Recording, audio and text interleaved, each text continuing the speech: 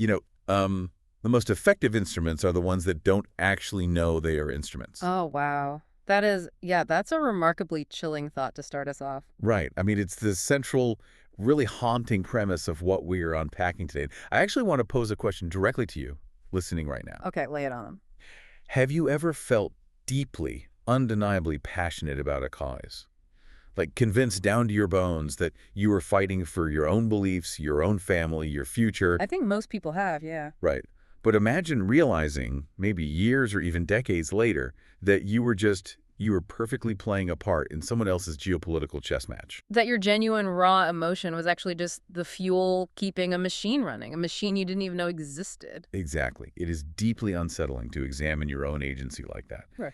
And that exact dynamic is what we were exploring in this deep dive today. We're looking at a really intense, incredibly detailed historical and geopolitical analysis. It's from a document titled Strategic Silence, the Exile Machine. Yeah, specifically, we're diving into chapter 3. And this chapter, I mean, it traces the devastating 60-year history of the Cuban diaspora. It's massive in scope. It takes us from the immediate, totally chaotic aftermath of the 1959 revolution right through the Cold War and up to the incredibly tense events unfolding right now in April 2026. And it does all of this with a very specific structural lens, right? Yes, exactly. The core mission of our deep dive today is to explore the author's primary argument. Basically, how genuine human trauma, the very real pain of displacement, was transformed into a self-sustaining political machine. A machine that eventually utilized a covert energy blockade to bring an entire island to its knees. Right. Leading right up to the secret geopolitical maneuvers happening as we speak. The underlying thesis here is that the people of Cuba have essentially been on the menu for decades. While, other powers sat at the table deciding who gets to carve. Exactly. But before we go any further into the mechanics of this, I think it's vital we establish a really clear boundary for our discussion today. Oh, absolutely. This is crucial. Because we are dealing with over 60 years of U.S.-Cuba history, which is, frankly, a geopolitical minefield. It involves highly charged actions, policies, and ideologies from both Washington and Havana. Spanning both left-wing and right-wing administrations in the U.S. Right. So our job today isn't to pick a side. We are absolutely not here to validate one political faction's historical narrative over another. Nor are we endorsing any of the deeply polarizing policies we're about to discuss. Exactly. We are simply mapping out the mechanics of the machine this author describes. We're just impartially reporting on the ideas and the historical timeline contained in the source material you shared with us. Okay, let's unpack this. Yeah. Because to truly understand this concept of a political instrument, we have to rewind. Right, back to the beginning. We have to move from the abstract idea of geopolitics to the very literal boats, planes, and people that first created this dynamic back in 1959. We really have to look at the architecture of departure. And the analysis here aggressively challenges what it calls the myth of the random refugee. The random refugee. What does the text mean by that exactly? Well, when most people think of the first wave of Cuban exiles, the ones who left between 1959 and 1962, the popular imagination usually defaults to a chaotic, desperate scramble. Like everyday people just fleeing in whatever way they could manage. Right, because we project the images we saw decades later, like people on homemade rafts in the 1990s, we project that backward onto 1959. Okay.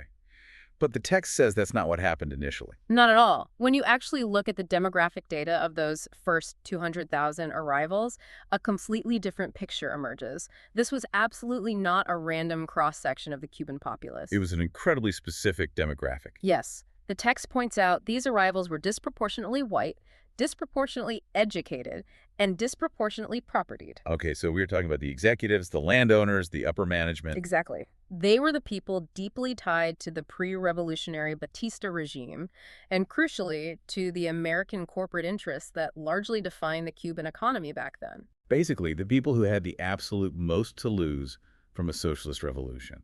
And, more importantly, the people who actually had the resources, the connections, and the capital to leave. The infrastructure of their departure was surprisingly functional. Right, the text mentions Pan Am flights. Yeah. Exit visas were readily available. Pan American Airways was operating regular scheduled commercial flights from Havana straight to Miami. Wow, so this wasn't a chaotic escape into the dark. No, the author argues it was a highly managed geopolitical sorting mechanism. I struggle a bit with the author calling this a sorting mechanism. That implies, like, a level of omniscient planning by Washington and Havana in 1959 that I'm just not sure existed. It sounds a bit like a conspiracy theory at first glance. Exactly. Were they really that prescient, or was it just opportunistic? I mean, people with money always leave first when revolution happens. It's a really fair pushback, but the historical record presented here argues it was less about a master conspiracy and more about a perfect synergy of opposing goals. A mutually beneficial purge. Exactly. Think about the structural reality for the Cuban government under Fidel Castro at that moment. If you are trying to consolidate a radical revolution and fundamentally reorganize a whole society, you are going to face massive internal resistance. Sure. So the easiest, most efficient way to ensure your own success isn't to fight a bloody civil war against your most organized, best-resourced opponents. You just let them leave. Right. You open the door, you process their exit visas, and you let them walk out. You export your opposition. Okay, I see what the text is getting at. It's almost like a corporate dynamic. How do you mean? Let's frame it as an aggressive golden parachute scenario. When a massive corporation wants to get rid of a troublesome executive who might, I don't know, launch a proxy war for the board, they don't fire them and risk the internal rebellion. They buy them out. Exactly. They offer them a massive payout, a golden parachute, to just quietly leave. Right. And the executive thinks they won. Right. They got out with their wealth intact. Yeah. But the company is thrilled because the existential threat to their control is gone. That's a perfect way to look at it. The people leaving Havana thought they were fleeing a regime, but the regime was actually holding the door open and politely handing them their coats. Because it solved their biggest domestic security problem. Exactly. That captures the internal Cuban dynamic perfectly. But then you have to look at the other side of the Florida Straits. Right, Washington. Washington, under the Eisenhower and later the Kennedy administrations, had an equally massive structural interest in receiving these people. They saw an incredible strategic opportunity. They did. By welcoming this very specific demographic, the U.S. was importing a ready-made, deeply motivated, well-resourced, fiercely anti-communist constituency. And dropping them directly into a politically vital swing state, Florida. Yes. But getting 200,000 angry, dispossessed people to Miami was really only step one. Having a displaced population doesn't automatically equal political power. Step 2 was turning that demographic reality into an organized, directed force. Which brings us to the invention of Little Havana. And the phrasing here in the text is very deliberate. Little Havana is described not simply as an ethnic neighborhood that organically sprang up. Right, not like Little Italy or Chinatown in the 1800s, where immigrants just needed a place to live. It was a political construction. It was built as a staging ground.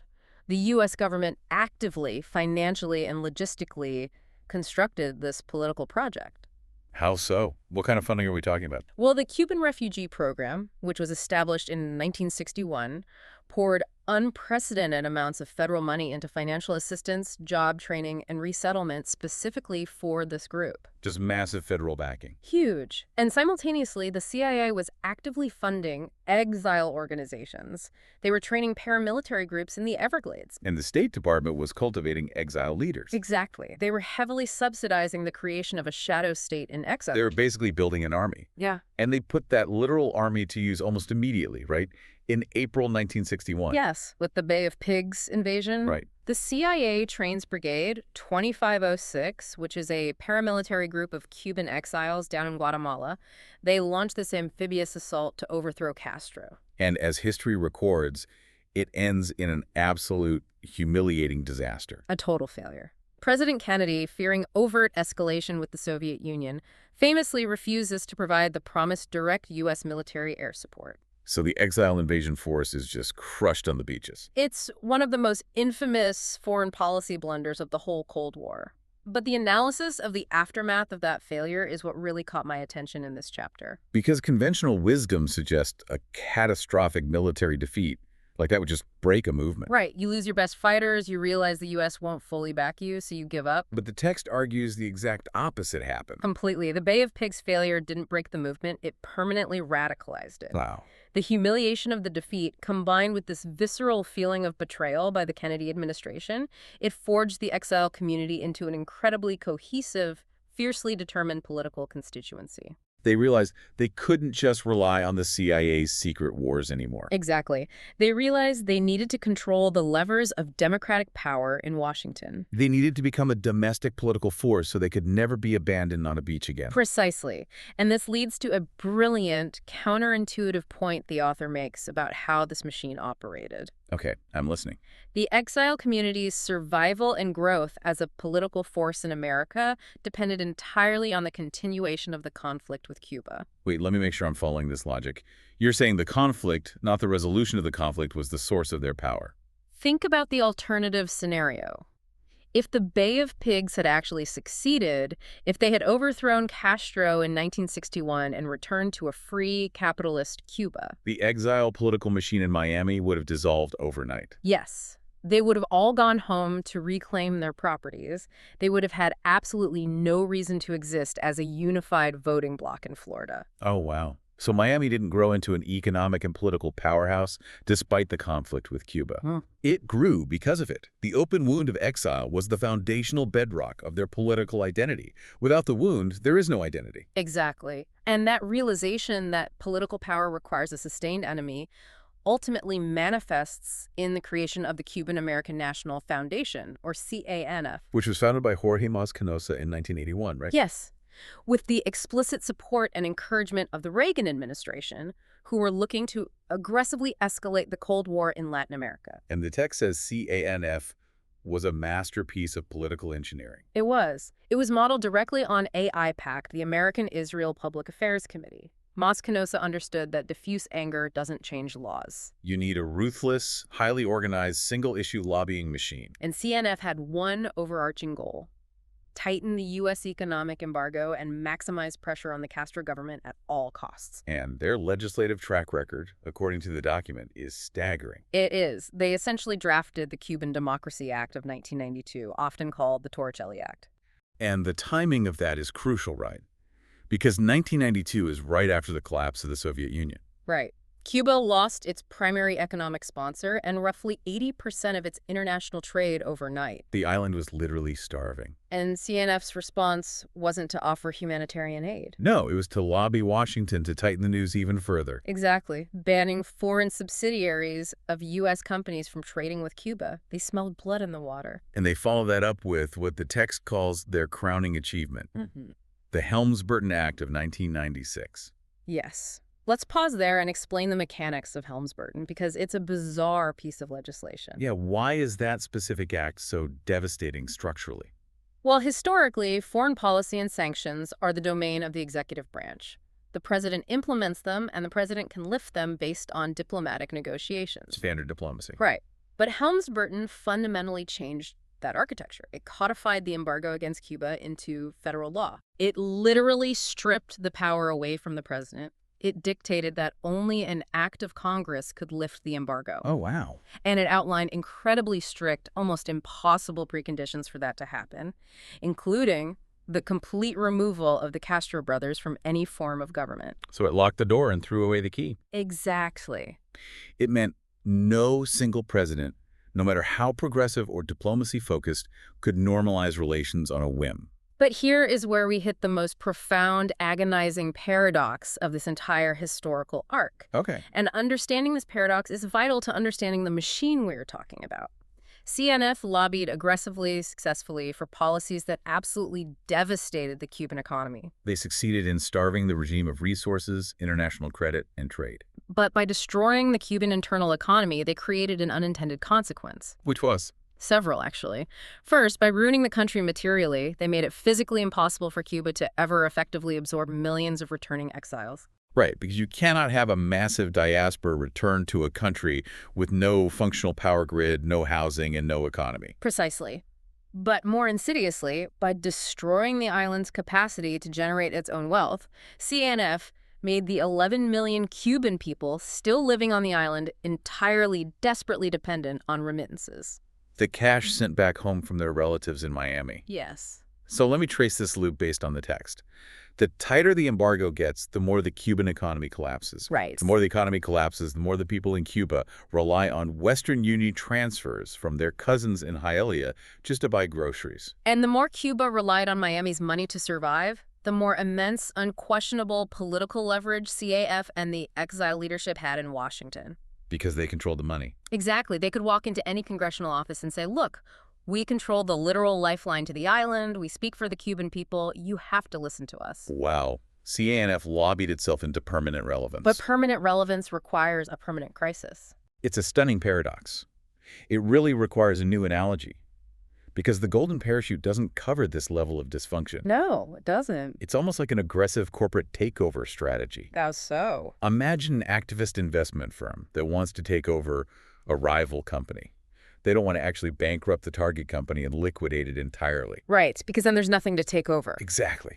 They just want to tank the stock price enough, starve it of operational capital, so they can buy a controlling share for pennies. Then they install a new board and make the company produce widgets for them. Okay, I see. The firm needs the target company to be desperate, but not dead. They need it alive enough to be useful, but weak enough to be controlled. That captures the structural intent perfectly. CANF did not want Cuba to be free in a way that allowed it to be independent and self-sustaining. Right. It wanted Cuba to need freeing by them. Those are two very different things. Because one ends the lobbying organization because the job is done. The other sustains the organization indefinitely, generating campaign donations, political appointments, and perpetual power. But you have to ask, how does a community go along with this? We're talking about human beings. Right. How do you convince an entire diaspora, hundreds of thousands of people, to vote for and passionately support a policy that is actively, demonstrably causing malnutrition and suffering for their own aunts, uncles, and grandparents still living in Havana? That is where the psychological brilliance and tragedy of the machine comes into play. The concept of the embargo as identity. The embargo as identity. Yes. By the 1980s and 90s, the embargo wasn't just a wonky foreign policy position debated in think tanks. For the first and even second generations of Cuban Americans, supporting the embargo had become a profound cultural loyalty test.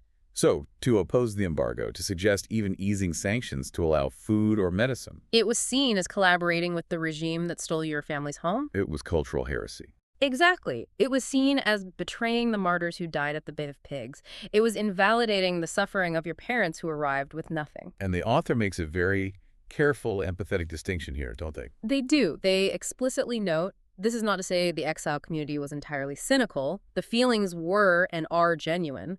The losses of property, of homeland, of family cohesion, those were real. The trauma of exile is a real generational wound. We have to hold space for that pain. It wasn't fake outrage. No, it was entirely authentic. But the analysis immediately follows that acknowledgement by pointing out a cold structural truth. Which is? Quote, genuine feelings can serve structural interests without the people feeling them, understanding, or intending that service. I want you, the listener, to really imagine that scenario. Think of the most profound grief your family has ever endured. A genuine trauma that shapes how you see the world. Right. Now imagine that completely real, agonizing emotion being harvested. Imagine it being utilized as a battery to power a massive political machine that doesn't actually care about your feelings, your healing, or your relatives.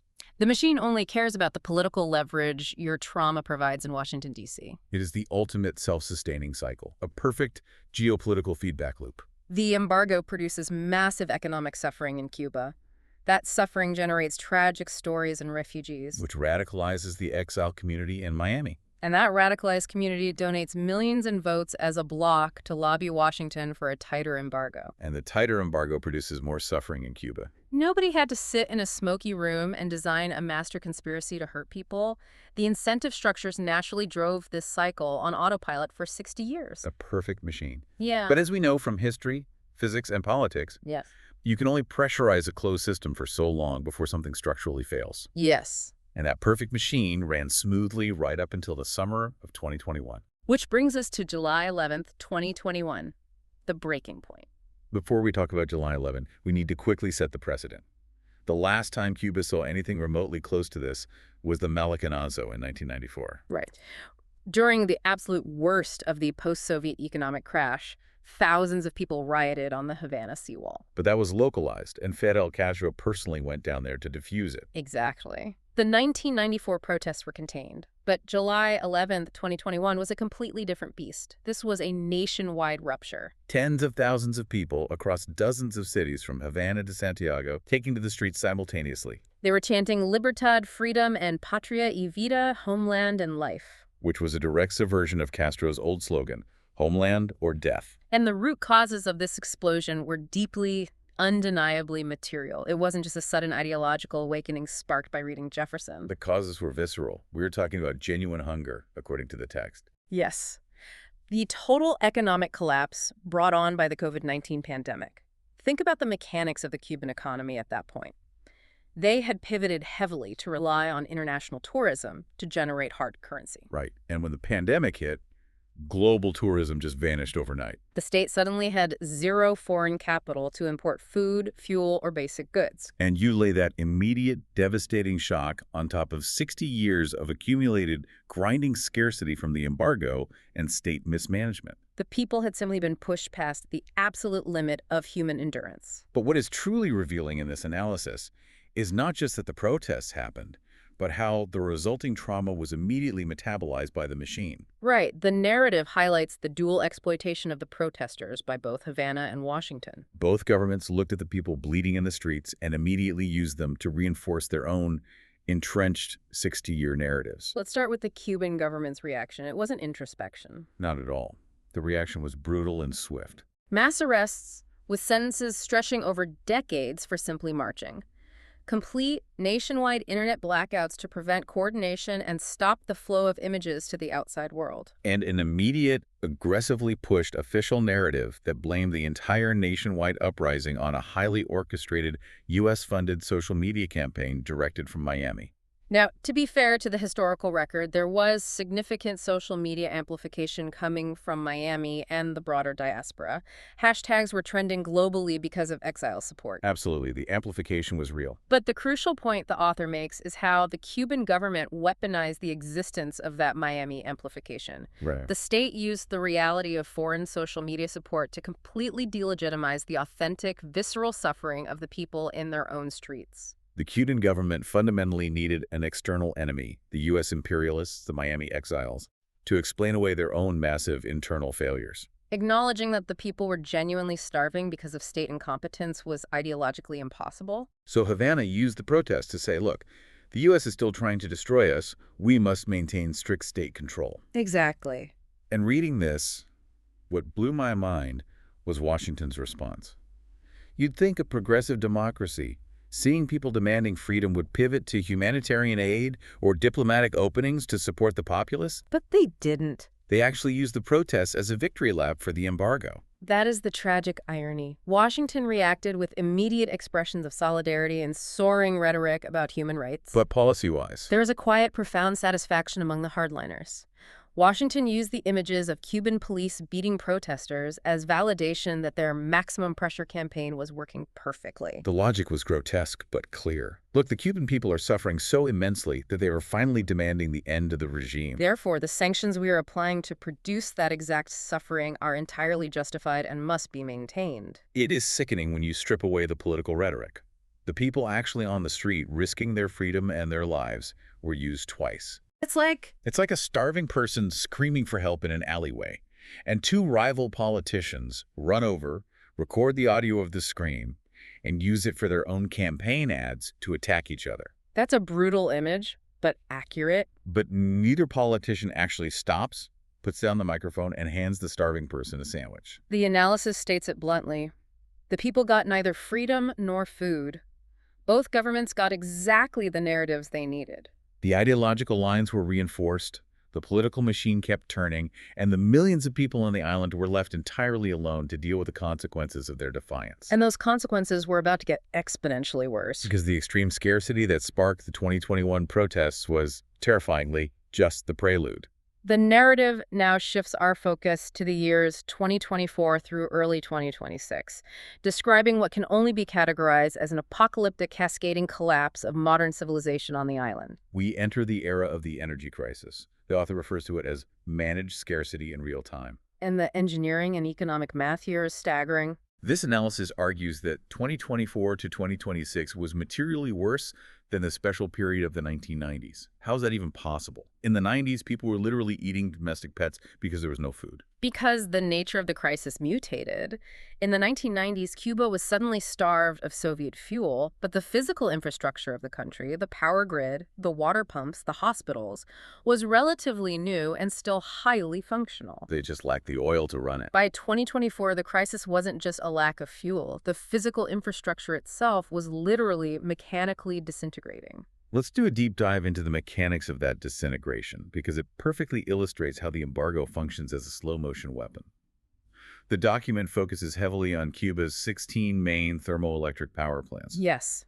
These massive industrial facilities form the backbone of the island's energy grid.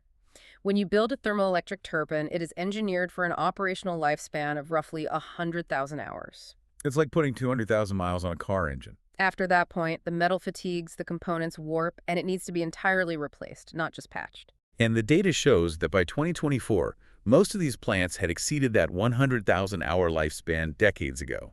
They were running on borrowed time, duct tape, and cannibalized parts. And this is exactly where the geopolitics of the embargo violently intersect with the physical reality of the island. Because to replace massive thermoelectric turbines, you don't just go to a hardware store. You need immense multi-million-dollar investment capital, and you need access to highly specialized global supply chains. Which a sovereign nation would normally secure through international credit markets or the World Bank. But the embargo, specifically the mechanisms strengthened by Helms-Burton and subsequent financial sanctions, made it nearly impossible for Cuba to access international credit. Because of U.S. secondary sanctions, right? Yes. Major global banks will not lend to Havana, fearing they will be locked out of the U.S. financial system in retaliation. A sovereign nation was essentially frozen out of buying a turbine. So, lacking the capital to replace them, the plants just ran until they catastrophically broke. And eventually, they started breaking much faster than Cuban engineers could patch them up.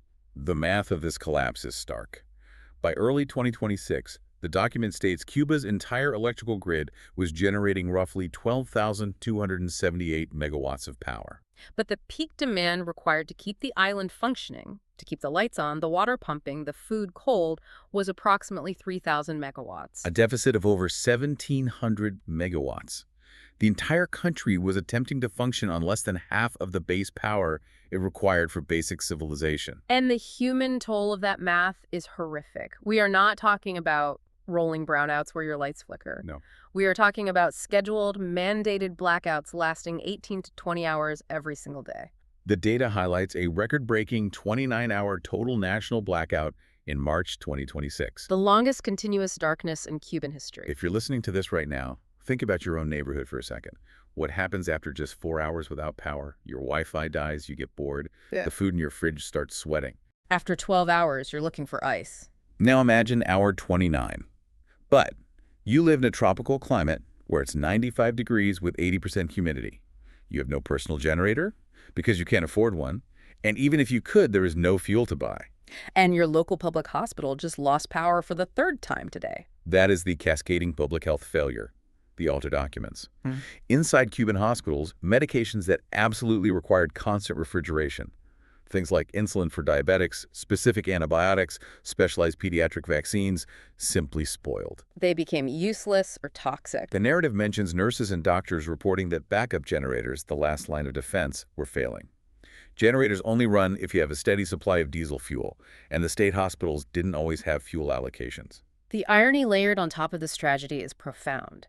The Exile community in Miami, the same community whose political leadership fought to maintain the embargo that crippled the grid, was now desperately trying to privately bypass that very collapse. Families in Hialeah and Coral Gables were spending fortunes to send black market insulin, basic antibiotics, and even single-use syringes to their hospitalized relatives on the island. Because the state hospital shelves were completely bare. But the darkest, most Orwellian part of this section is how the Cuban government handled the data regarding the inevitable human cost of this darkness. Yes. In the densely populated urban communities where the heat was unrelenting, where water pumps couldn't push water up to apartment buildings, the elderly and the medically vulnerable simply began to die. Bodies failing from heat stroke and untreated chronic conditions. The author notes that average citizens, citizen journalists, and terrified families across the island were frantically documenting these deaths themselves on whatever sporadic internet connections they could find. They were posting obituaries of people collapsing in their living rooms or patients dying in transit because ambulances had no gas to reach a functioning hospital. But the Cuban government fundamentally refused to publish comprehensive, localized mortality data for this period. They went completely silent.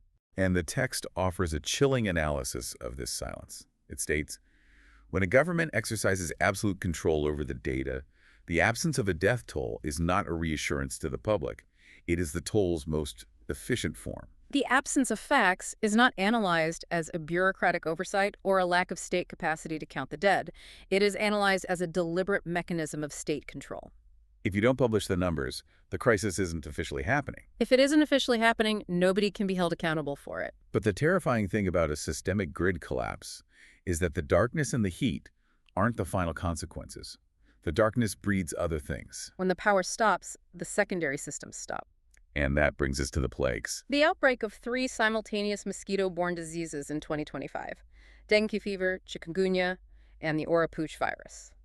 The numbers documented here sound biblical.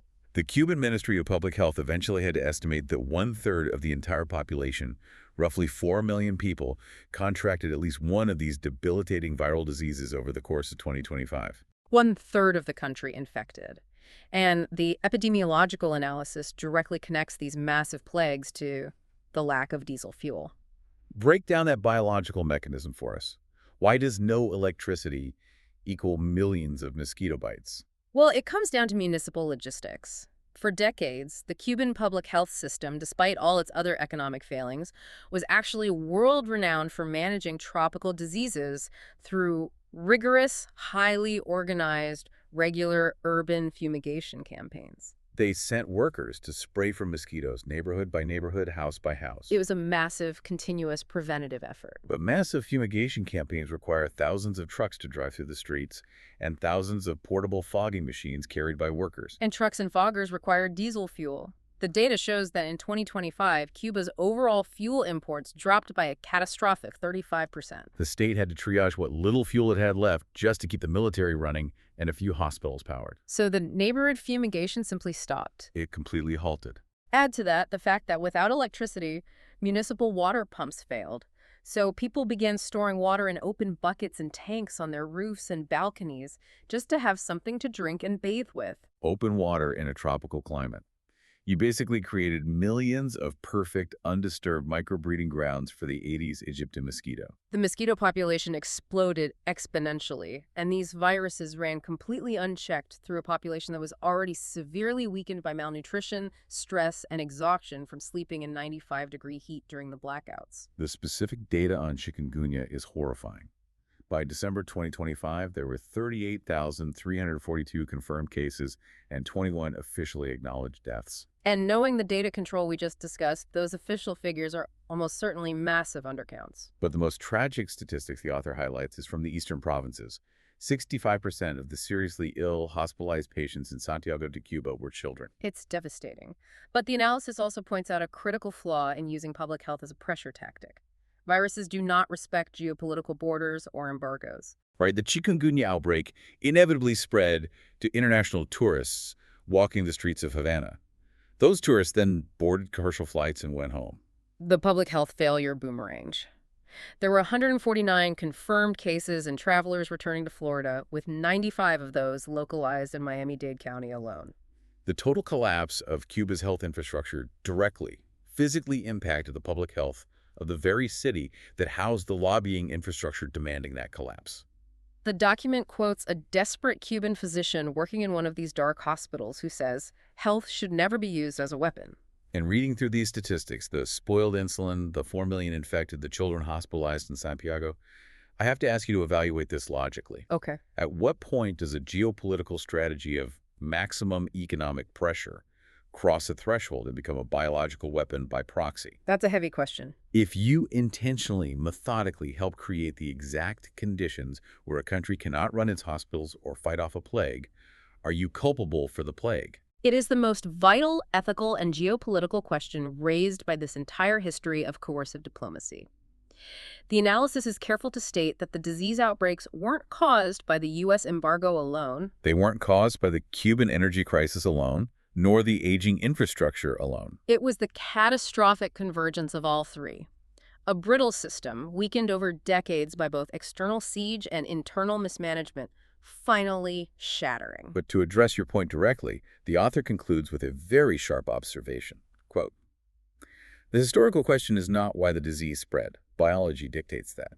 The geopolitical question is who intentionally built the conditions that made it inevitable." It's a sobering conclusion, but it also begs a massive, lingering logistical question. We keep talking about this sudden, severe lack of fuel in 2025 and early 2026. The 35% drop that stopped the fumigation trucks. The complete lack of diesel for the backup generators. Why did the fuel suddenly disappear so absolutely at that exact moment? To find the answer to the darkness in Havana, the narrative tells us we have to look 1,300 miles to the south. We have to look at Caracas, Venezuela. This brings us to the geopolitical climax of the timeline, the Venezuela connection and the 32 Cubans who died for oil. We are now talking about very recent events, January 2026. Specifically, the night of January 3, 2026. The document details a massive, highly classified U.S. military action designated Operation Absolute Resolve. U.S. Special Forces executed a daring, complex raid on a heavily fortified presidential compound in Caracas, successfully capturing the Venezuelan president, Nicolás Maduro, and his inner circle. The intelligence breakdown here is fascinating. It says this was planned for many months. A CIA paramilitary team had actually been on the ground operating covertly in Venezuela since August 2025. Tracking his movements, mapping the compound, they'd even turned a high-level informant inside the Venezuelan government. It was a tactical masterclass by the U.S. But the primary focus of this text isn't just the geopolitical shockwave of capturing Maduro. It's the profound historic failure of Cuban intelligence. And the immediate collateral damage that followed. Right, because the text notes an incredible detail about the power dynamics in Caracas. For decades, the Cuban Secret Service had actually been the backbone of Maduro's personal security detail. A service originally trained by the Soviet KGB, famous worldwide for successfully protecting Fidel Castro from literally hundreds of CIA assassination attempts. Maduro trusted the Cubans exponentially more than he trusted his own Venezuelan military generals because he constantly feared a domestic military coup. He essentially outsourced his personal survival to Havana. But on the night of January 3, that legendary Cuban intelligence apparatus failed completely. They were blind. They didn't see the U.S. Special Forces raid coming until the flashbangs went off. And the human cost of that intelligence failure was steep.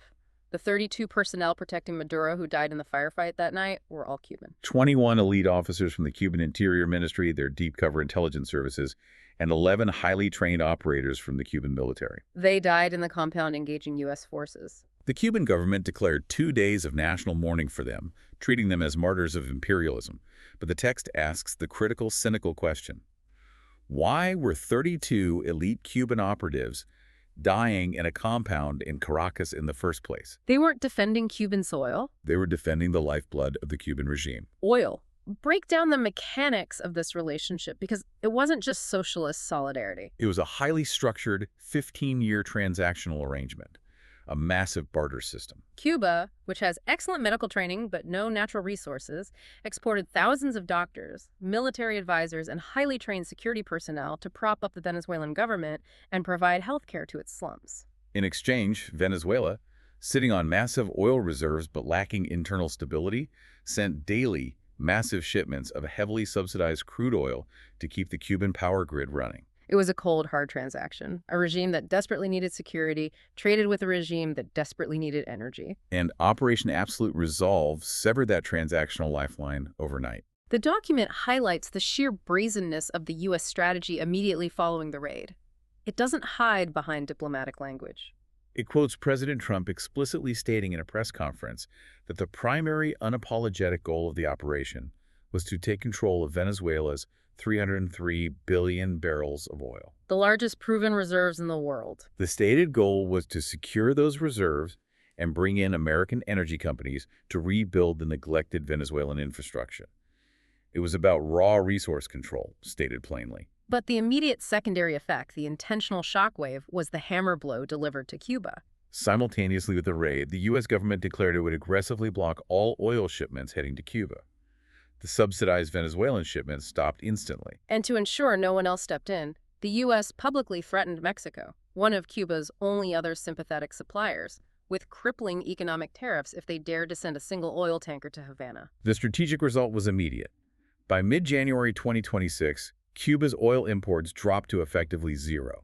Zero new energy entered the system. For a country already enduring 18-hour blackouts, this wasn't an inconvenience. It was a death sentence for the national grid. Let me put this in perspective. Cuba didn't just lose a trading partner. It lost its life support machine, and the plug was violently pulled from the wall by the very country sitting 90 miles to the north. And what is so deeply tragic about the author's framing here is the total disconnect between the geopolitics and the people. 32 highly trained Cuban operatives died in a bloody firefight in Caracas to protect a macroeconomic oil arrangement. But the Cuban people, who were currently starving in the dark, sweating through 29-hour blackouts, suffering from chikungunya, they were never consulted about any of this. They didn't vote to send their soldiers to die for Venezuelan oil. The narrative phrases it with devastating clarity.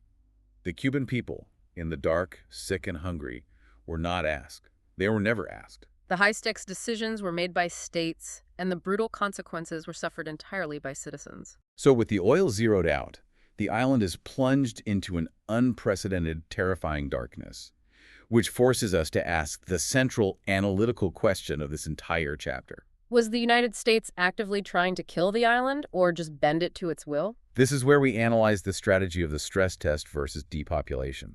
The author confronts this directly. When you completely blockade oil to a dying country experiencing a plague, is the goal depopulation? Is the U.S. just letting the disease and starvation run their natural course until the state totally collapses into anarchy? What does the historical evidence suggest? Because letting it collapse seems like the logical endpoint of a 60-year embargo. The analysis argues that the evidence points to a highly calculated stress test. It's a textbook, albeit ruthless, application of coercive diplomacy. Explain the logic of that. If you've hated this regime for 60 years, why not just let it finally shatter? Because, as the geopolitics dictate, a total anarchic collapse of the Cuban state would actually be a strategic disaster for the United States. Total collapse means absolute chaos, no police, mass violence, and most importantly, an uncontrollable refugee crisis. You would have hundreds of thousands, maybe 1 million desperate people pushing off the beaches on anything that floats, pouring directly into the Florida Straits. It would be a humanitarian and logistical catastrophe right on America's doorstep. And frankly, it would be politically toxic for any administration in Washington to manage. They didn't want to break the toy entirely. They just wanted to own it. Exactly. The stated goal wasn't destruction, it was regime compliance. The U.S. wanted to squeeze the Cuban government to weaken it just enough through the suffering of its populace so that the leadership would be forced to capitulate and accept the terms of becoming a client state. But they needed to leave the state apparatus stable enough to actually enforce those terms, police its own borders, and prevent mass migration. The blockade wasn't designed to destroy Cuba. It was designed to demonstrate unequivocally that the U.S. could destroy Cuba at any given moment, forcing a surrender. The author terms it coercive diplomacy, conducted entirely at the expense of the Cuban population. The everyday citizens bleeding and sweating in the dark were the leverage, but they were never the target. And did this brutal test work? Did the regime break under the pressure of zero oil and a plague? The historical record notes that the core of the Cuban Communist Party held. There was no massive, unified popular uprising that actually toppled the government in early 2026. The military did not fracture or mutiny. The institutional structure, though heavily battered, survived the darkest months. They bent remarkably far, but they did not break. And because they bent, because they signaled they couldn't survive another month, the secret negotiations began. The timeline provided here is incredible, detailing events happening right now in the spring of 2026. Secret, high-stakes meetings taking place in Mexico between CIA operatives and Alejandro Castro Espin, the formidable chief of Cuba's intelligence apparatus. Those secret talks were followed by a highly visible, historic moment. The landing of an official U.S. government plane in Havana on April 10, 2026, the first direct diplomatic flight of its kind in a decade. The U.S. delivers a final ultimatum regarding compliance. And Havana responds on April 3 by releasing over 2,000 political prisoners, a massive concession to signal they are ready to deal. The grand geopolitical bargain is taking shape in real time as we speak. I want you, the listener, to stop and reflect on the absolutely cold clinical calculus of this stress test. Imagine your family. Imagine your neighbors suffering through entirely preventable diseases, sweating through 29-hour blackouts. Watching the elderly in your building die of heat stroke because the elevator doesn't work and the ambulance has no gas. All of this immense human suffering occurred just so two sets of men in suits, sitting in a secret air-conditioned room in Mexico, could find the exact right amount of leverage to ink a political deal. You are the leverage. Your family's suffering is the currency being traded across the table. Okay. But you are absolutely not allowed at the table. It is a profound, horrifying realization of absolute powerlessness. And the analysis argues that this secret deal, which is being finalized in April 2026, brings the entire bloody history of the island full circle. Which brings us to the final conclusions of the text. The client state and what the author calls the third loss of Cuba. The text outlines the probable terms of this impending historic agreement. Cuba will agree to release all remaining political prisoners. They will vastly increase security cooperation with the U.S. Coast Guard, resume joint counter-narcotics operations, and crucially, share regional intelligence. And in exchange for bending the knee. The U.S. agrees to ease the crushing financial sanctions. They will allow American and foreign corporate investment back onto the island, and they will provide the immediate energy assistance required to literally turn the lights back on. On the surface, to a casual observer, it sounds like a triumph of normalization and peace. But the text is very careful to state that this is not liberation. Far from it. The author categorizes this as the Venezuela solution applied directly to Cuba. Meaning, the Cuban government, the Communist Party, the military elite, gets to stay in power. Their system of control is preserved. But they fundamentally lose their geopolitical sovereignty.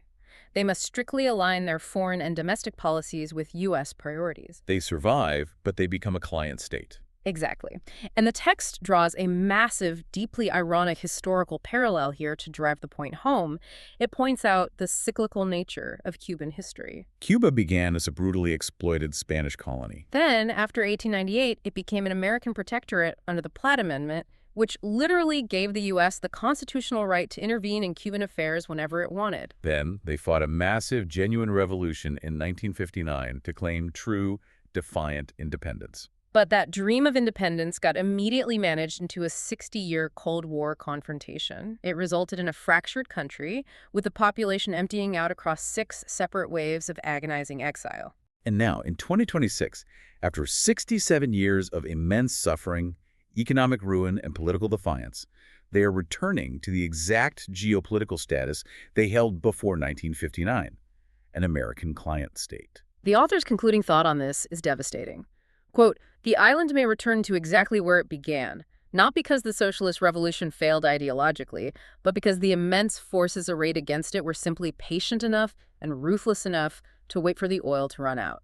It's a devastating summary of a century of history, and brings us back to the overarching theme of this entire deep dive, convergence versus conspiracy. How did this happen? The author makes a compelling argument that nobody had to write a secret evil memo saying, let's slowly torture the Cuban people for 60 years. Right. It wasn't a grand mustache-twirling conspiracy engineered by one mastermind. It was systemic convergence. It was multiple, disparate groups, all acting rationally in their own immediate self-interest. Politicians in Washington needing to secure Florida's electoral votes to win the presidency.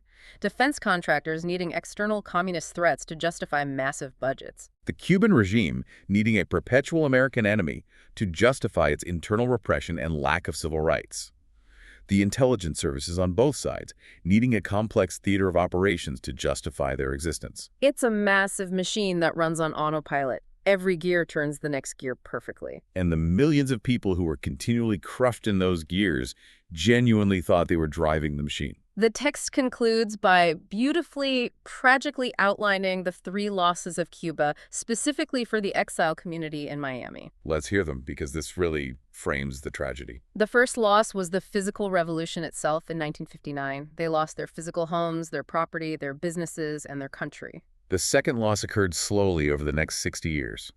They lost the idea of Cuba to the politics of return. Their genuine, raw grief was captured and turned into a political instrument that actually prolonged the suffering of the island they loved and wanted to save.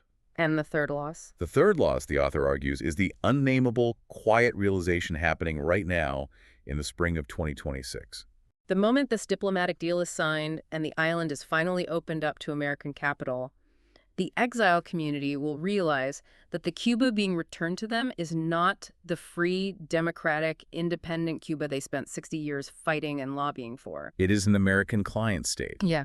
And the primary clients who will financially profit from this new, open Cuba are American multinational corporations, not the exiles who funded the machine. So what does this all mean for us, taking this all in? We've traced an incredible, tragic historical arc today based on this deep dive into Chapter 3.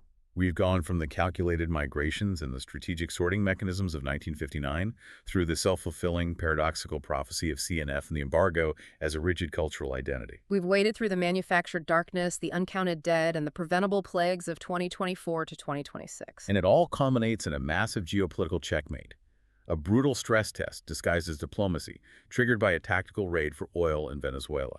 Through it all, from the Pan Am flights to the 29-hour blackouts, as the text explicitly states, the Cuban people were never allowed at the table. They were on the menu the entire time. It is a harrowing, necessary analysis of how structural power actually operates behind the veil of political rhetoric. And I want to leave you, the listener, with a final lingering thought to mull over as you go about your day.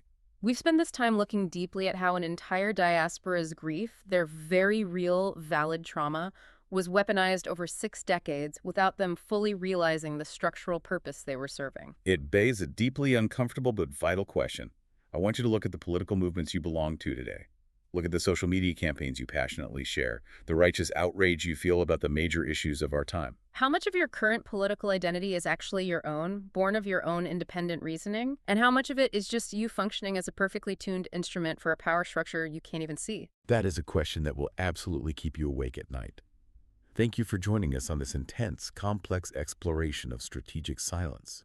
Keep questioning the narratives you are handed. Always look for the underlying structures and the mechanics of power. And we will see you next time on The Deep Dive.